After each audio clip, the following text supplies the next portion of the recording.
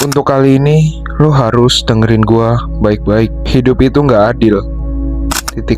Lo boleh kerja keras, tapi orang lain tetap bisa nyalip lo cuma karena dia lahir di keluarga yang kaya. Lo boleh punya mimpi, tapi dunia nggak wajib kasih lo jalan. Dan kalau lo masih nunggu hidup jadi adil, lo bakal mati jadi karakter sampingan dalam hidup orang lain. Tapi, di balik semua ketidakadilan itu, ada satu hal yang orang-orang gagal sadar, bahwa ketidakadilan itu bisa jadi senjata kalau lu tahu cara maininnya.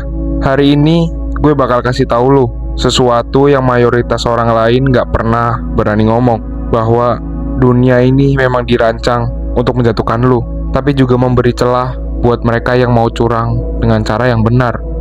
Ada 3 aturan hidup yang kalau lu ngerti, lu bisa keluar dari keterpurukan apapun. Mau lu miskin, patah semangat, overthinking, atau ditinggal orang yang lu sayang. Dan yang gilanya lagi adalah hampir semua aturan ini sudah ada di depan mata lu, tapi lu gak pernah sadar. Makanya lu harus tonton video ini sampai selesai.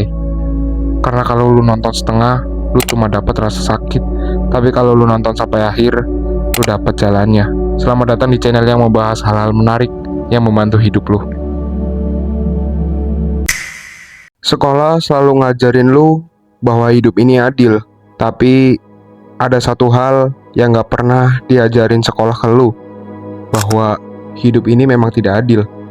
Dan semakin cepat lu sadar, semakin cepat hidup lu berubah. Dunia tidak dirancang untuk menyeimbangkan semuanya.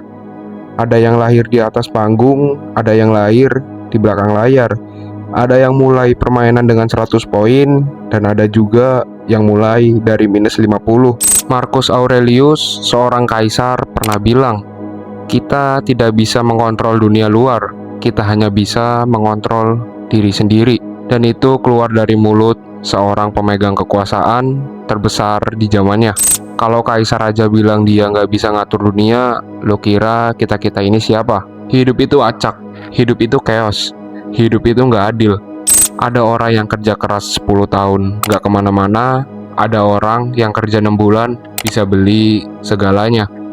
Ada yang berjuang mati-matian menjaga hubungan tapi tetap ditinggal. Dan ada juga yang main-main tapi malah disayang. Ini realita yang pahit, dan realita nggak akan berubah hanya karena kita nggak suka. Jordan Peterson pernah bilang, life is suffering. Bukan dalam konteks negatif, tapi sebagai pengingat bahwa rasa sakit adalah bagian dari paket kehidupan.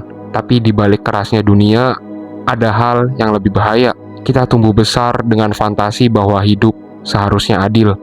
Dan fantasi itu yang bikin lu hancur berkali-kali. Nietzsche pernah bilang, to life is to suffer, to survive is to find meaning in the suffering. Dia bukan cuma ngomong filosofis, dia ngingetin kita bahwa dunia ini tidak dibuat untuk memanjakan lu, tapi selalu ada peluang bagi mereka yang melihat celahnya. Dunia ini seperti game yang sudah diatur, bukan untuk bikin lu kalah, tapi juga bukan untuk bikin lu menang. Game ini netral, tapi playernya tidak. Ada yang dapat cheat code sejak lahir, ada yang main dari level 0, ada yang main dengan 3 nyawa, ada yang cuma dikasih 1 nyawa, itu pun hampir habis. Tapi punya modal kecil bukan alasan untuk kalah. Yang bikin lu kalah adalah pikiran lu sendiri. Dengerin ini baik-baik. Lu tidak bisa memilih di mana lu lahir, tapi lu bisa memilih lu akan jadi siapa ketika lu mati. Dan di titik ini, Naval Ravikant masuk dengan pukulan yang tepat sasaran. Anger is blaming someone else for a problem you solve, fix yourself. Artinya, saat lu marah pada dunia karena tidak adil, itu sebenarnya tanda lu belum siap membangun diri. Karena orang yang kuat tidak mengeluh tentang ketidakadilan, tapi mereka beradaptasi. Charles Darwin pernah bilang, yang bertahan bukan yang paling kuat, tapi yang paling bisa beradaptasi. Lihat dunia sekarang, yang menang bukan yang paling jenius, bukan yang paling rajin, tapi yang paling lincah baca situasi, yang tahu kapan harus diam, kapan harus gas, yang ngerti kapan harus kerja keras, kapan harus pakai otak. Confucius pernah bilang, he who casts two rabbits catches none.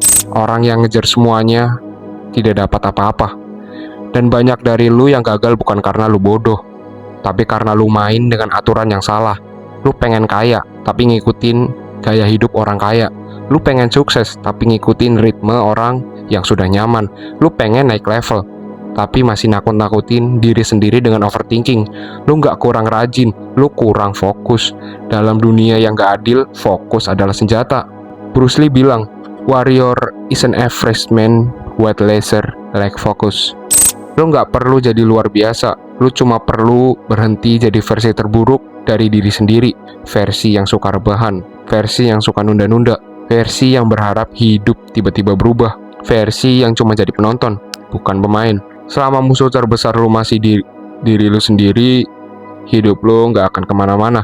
Tapi begitu lo bisa disiplin, bisa tahan sakit, bisa bilang ke diri sendiri, gue harus berubah, di situ hidup mulai buka pintu pelan-pelan. Viktor Franklin, orang yang selamat dari kamp konsentrasi Nazi, pernah bilang, when we can change the situation, we are forced to change ourselves. Kalau dia aja bisa berubah di tempat paling gelap di dunia, masa lu gak bisa berubah di dalam hidup lu yang masih punya harapan?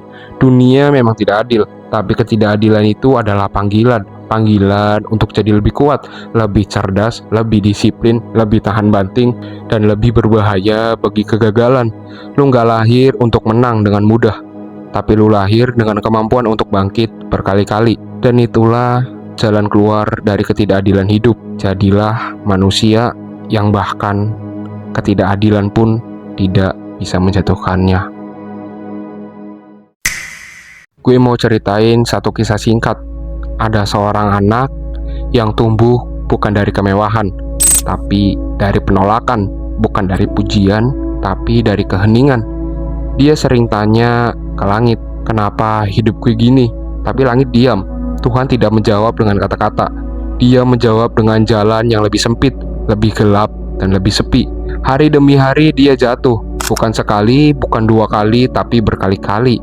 Sampai rasa sakit itu tidak lagi terasa seperti luka, melainkan seperti teman lama. Sampai suatu hari dia sadar, hidup memang tidak pernah berjanji akan adil, tapi hidup selalu memberi pilihan menjadi korban atau menjadi manusia yang ditempa.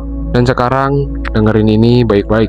Lu mungkin nanya, tadi lu ngomong ada 3 aturan. Sebenarnya di mana 3 aturan itu? Jawabannya sederhana tapi menyakitkan. 3 aturan itu tidak ditulis sebagai daftar, tapi disembunyikan di setiap kalimat panjang yang tadi lu dengar. Dan hanya orang yang benar-benar siap berubah yang bisa menangkapnya. Satu hal terakhir yang paling penting, jangan jadikan ini sebagai pelampiasan mental masturbasi lu tanpa tindakan. Jadikan ini sebagai perintah, sebagai kompas, sebagai pengingat bahwa hidup lu tidak berubah karena lu merasa tersentuh, tapi karena lu berani bertindak. Hidup memang tidak adil, tapi justru karena itulah lu diberi kesempatan untuk jadi lebih berbahaya dari keadaan. Lu tidak diciptakan untuk nyaman, lu diciptakan untuk bertumbuh. Dan hari ini entah lu bangkit atau lu kembali tidur dalam alasan, pilihan itu tetap milik lu. And semangat.